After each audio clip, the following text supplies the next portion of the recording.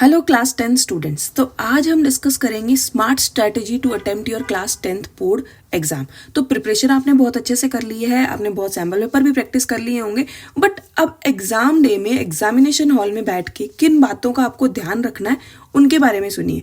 बहुत अच्छे से सुनिएगा, इन चीज़ों को फोकस करिएगा। Definitely you will score 100/100 in the maths exam अगर आप इन बातों को फोकस करते हैं। सबसे पहली बात जो आपको ध्यान में रखनी है, डोंट स्किप एनी क्वेश्चन। आपको कोई भी क्वेश्चन स्किप नहीं करना है, कोई भी एमसीक्यू स्किप नहीं करना है, बिकॉज यहाँ कोई नेगेटिव मार्किंग नहीं है। आपको हर क्वेश्चन को अटेम्प्ट करना है। अगर एमसीक्यू में कोई पर्टिकुलर क्वेश्चन आपको नहीं आ रहा है तो आप उसमें गेस कर सकते हैं। मे बी आपका गेस जो है वो सही हो जाए, बिकॉज कोई नेगेटिव मार्किंग यहाँ नहीं रहने वाली है। And the second most important point is कि आपको लास्ट से स्टार्ट करना है पेपर आपको सेक्शन ए से स्टार्ट नहीं करना है, बिकॉज स्टार्टिंग में एमसीक्यूज हैं और वो 1 मार्कर है। अगर आप उन पे ज़्यादा टाइम स्पेंड कर दोगे तो आपको लास्ट में केस स्टडी करने का टाइम नहीं मिलेगा और पेपर लेंथी लगेगा।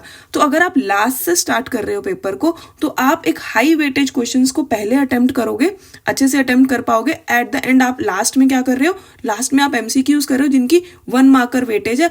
अगर एग्जाम का एंड टाइम पास आ रहा है तो आप कुछ लास्ट मिनट क्वेश्चंस को गेस भी कर सकते हो, मतलब पेपर छूटेगा नहीं। ये उस चीज के लिए एक अप्रोच रहेगी। सेकेंड इज कि आपको हर क्वेश्चन को अटेम्प्ट करना है, बिकॉज स्टेप वाइज मार्किंग है। आप एक पहले गिवन लिखेंगे क्वेश्चन का, फिर फॉर्मूला लिखेंगे, फिर वैल्यूज पुट करेंगे, कैलकुलेशन करेंगे और आंसर लिखेंगे। तो इन स्टेप वाइज मार्किंग में आपको हर स्टेप पे मार्क्स मिल रहे हैं। अगर आपकी कोई मिस्टेक पर्टिकुलर स्टेप पे हो रही है तो वहीं से डिडक्शन होगा, पूरा आंसर गलत नहीं होगा। अगर आपको कोई क्वेश्चन नहीं आता है तो एटलीस्ट आप गिवन फॉर्मूला और वैल्यू तो पुट करके आ ही सकते हैं, अगर आपके उस चैप्टर के फॉर्मूलाज लर्न है। तो फॉर्मूला लर्न करना हर चैप्टर के मैंडेटरी है, उसको लास्ट मिनट पे रिवाइज करके जाइएगा। नेक्स्ट इज आंसर लिखने के टाइम पे आपको ध्यान रखना है, मैथमेटिक्स में जो लास्ट में आप आंसर लिख रहे हो साथ में उसकी यूनिट जरूर लिखेंगे, अदरवाइज ये आपकी एक सिली मिस्टेक से छोटे छोटे मार्क्स डिडक्ट होंगे। तो उनको अवॉइड करने के लिए आंसर के साथ यूनिट लिखना बहुत जरूरी है। And now read your case studies nicely. Case studies कोई बहुत ज़्यादा मुश्किल नहीं होती हैं, बस उसमें डाटा बहुत ज़्यादा होता है। तो आपको उसमें से रिलीवेंट चीज़ें जो आपको मिल रही हैं वो निकाल के अपना क्वेश्चन सॉल्व करना है। लेंथ पे नहीं जाना है केस स्टडी की कि बहुत लेंथी केस स्टडी थी, हमें समझ नहीं आई। वो ईजी रहेंगी, कंसेप्ट मुश्किल नहीं होता है केस स्टडी का, सिर्फ वो टाइम कंज्यूमिंग होती है। आपको उसको अच्छे से रीड करना है और उसके आंसर्स को फाइंड आउट करना है।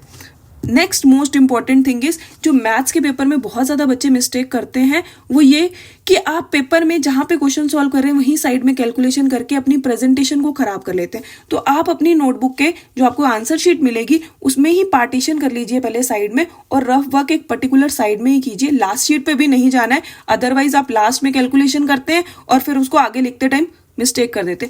अपनी शीट में कुछ पोर्शन को पार्टीशन कर लीजिए और उस पार्टीशन में कैलकुलेशन कीजिए, so that your answers will appear neat and clean और आपको एक प्रेजेंटेशन वाइज भी अच्छे मार्क्स मिल जाए। All the best.